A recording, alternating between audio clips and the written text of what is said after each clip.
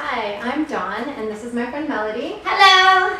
I am a certified yoga therapist and a master yoga instructor.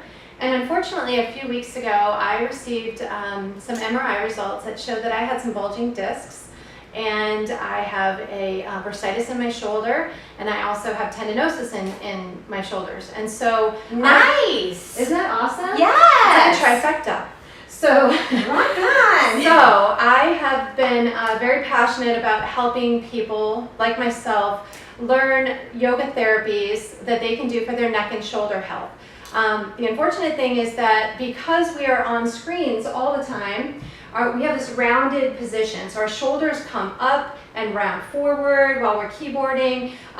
Instead of our ears lining up over our shoulders, we have this forward head thing taking place, which starts to remove the natural curvature of the neck and puts pressure on the vertebral discs. So there are lots of different things that we can do to help restore health and mobility within the neck and shoulders. Lots of different ailments or challenges that you might have that these will work for, but just let me tell you in advance, if any of them feel uncomfortable or hurt you, please do not do them.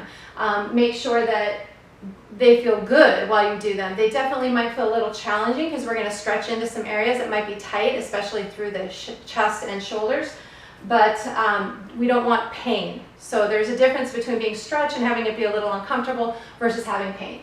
Okay. So the first thing that we're going to start with is a rolled up blanket or towel, and you're just going to roll it up so that it looks like this, and this is going to go across your mat horizontally.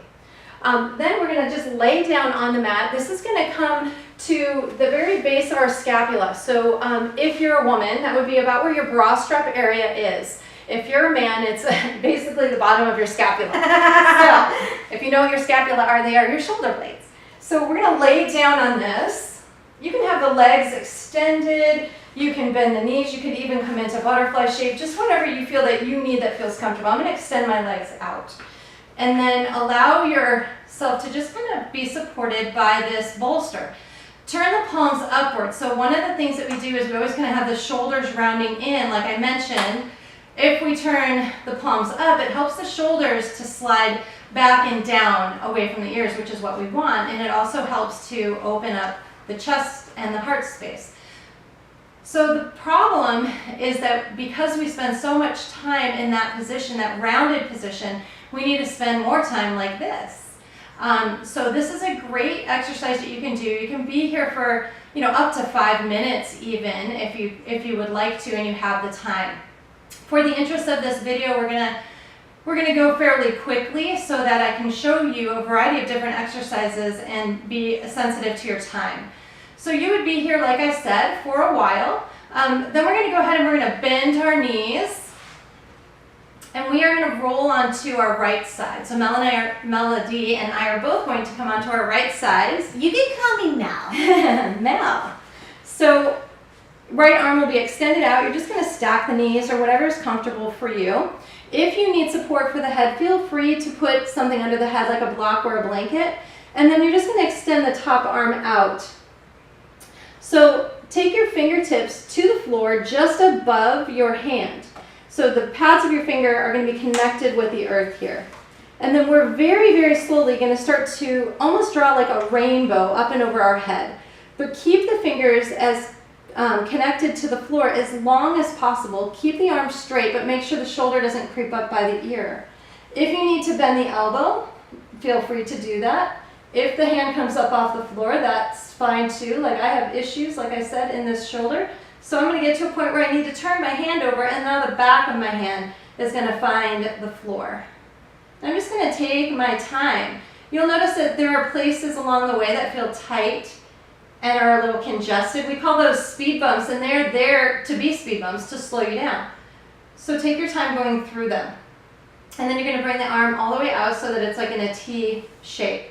Then you're going to come back up and around. We're going to try to bring the pads of our fingers back to the floor and come all the way back up and over, trying to stretch the hand away from the body, but not letting the shoulder come up by the ear. And so you can do this several times. 3 to 5 times is what I would recommend.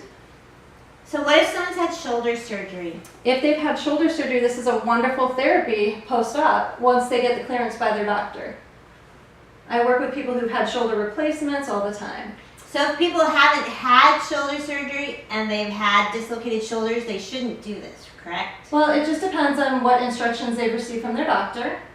If you are in a state where your shoulder is starting to freeze, for example, this is a wonderful exercise to help start to break up some of the fascia.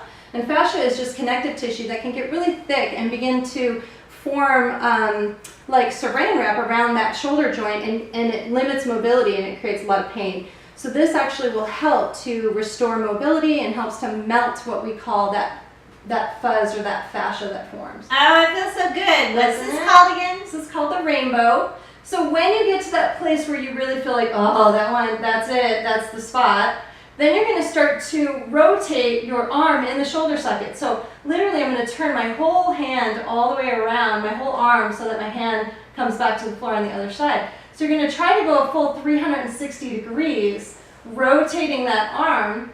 Ugh. Good So- luck with that one. And this is where you get the juice, is what we kind of say. And so just kind of juice it out, kind of melt that fuzz. And then you're gonna keep going, bring the arm all the way out into that T shape. Now this is a wonderful stretch for the low back, if you hadn't noticed. And we just want that left shoulder to begin to melt toward the floor. And how many times a day should someone do this? Well, if you can do it once a day, that's awesome. Certainly, the more times we do it, the better. But just trying to find the time to do it once a day would be great. So then we're going to roll back onto our back. Make sure that you position yourself so that that bolster is where it needs to be. Again, where that bra line would be if you're a woman, or where your scapula are, bottom of your scapula or your shoulder blades. And then we're going to rotate onto the other side, and we're going to repeat it over here. Come back onto the back, and then we're just going to lift our hips and move the bolster out of the way. And come back down. Is there a time of day that's better for people? I Have you find that these exercises, after you've been doing your work all day and you've been on the computer or you've been on your phone, these are great to kind of counter the effects of being in that rounded position all day. So I like to do them at night. That's my preference. Thank you. Yep. So now we're going to do an exercise that really helps to strengthen the muscles of the neck. Again, it's going to help to decompress the cervical spine, so we need to create space in our neck, and it also helps to reformulate that natural curve in the cervical spine. So what we're going to do is we're going to draw our chin to our chest, maybe even lift up your head, take your hand to the back of your head, and kind of draw your chin to your chest and pull on the back of your head to lengthen the neck, and then rest the head back down. Good. Bring your hands alongside your hips. Your feet are about hip-width distance apart. Make sure your core is engaged. So we're going to draw our navel into our spine and try to flatten the back to the mat. You should feel like as much of your spine is connected with the earth as possible. Keeping that chin drawn in as if you're holding a pencil between your chin and your chest.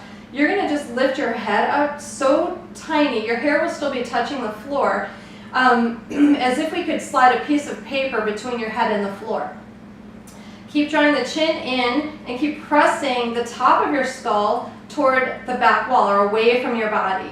And we're going to hold here. So eventually you want to get to a point where you can hold this for almost a minute or more. The longer we hold, the better. Obviously, if you've never done it, you might need to take a break and then come back, lift, and do it again. Just make sure you keep the back of the neck nice and long, and make sure you keep that navel point drawn in, because it's a deep muscle of the core that we're working in the neck that runs all the way along the spine. Good. And then we're going to lower back down. All right. Are we supposed to be breathing? Or do we hold our breath? Don't hold your breath. Turn your head from right to left and back and forth. And then we're going to do it on the right side. So go ahead and turn your head all the way to the right. You'll notice this left shoulder wants to lift up, so try to kind of soften it back down, keeping the gaze to the right. Draw your chin toward your chest.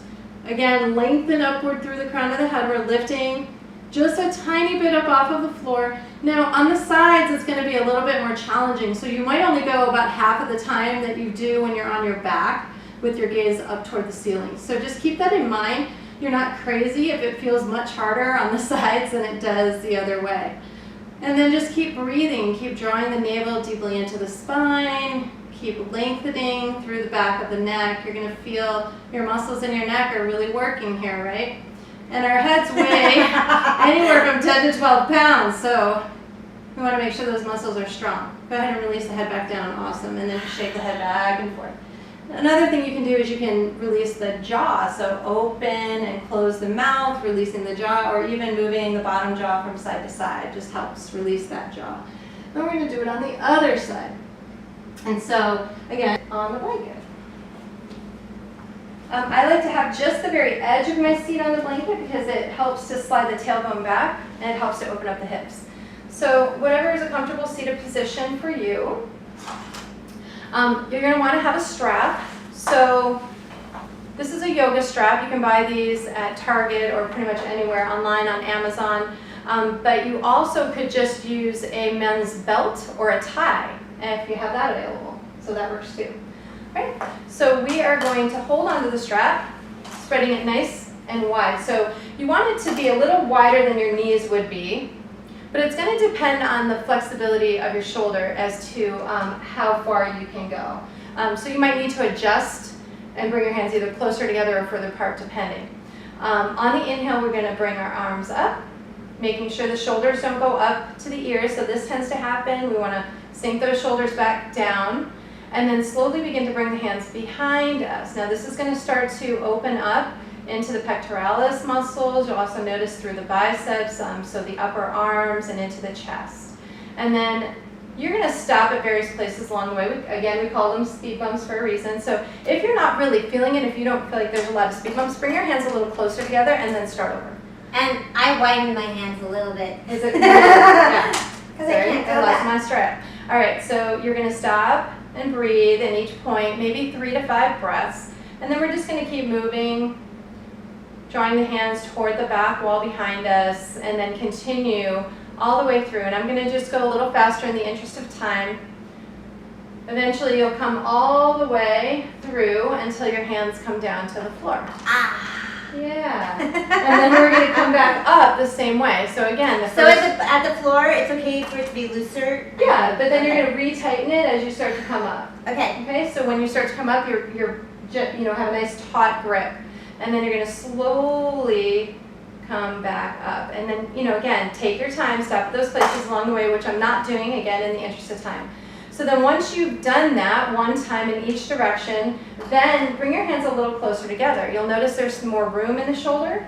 And we're going to literally come up, exhale it back, inhale it up, and then exhale forward.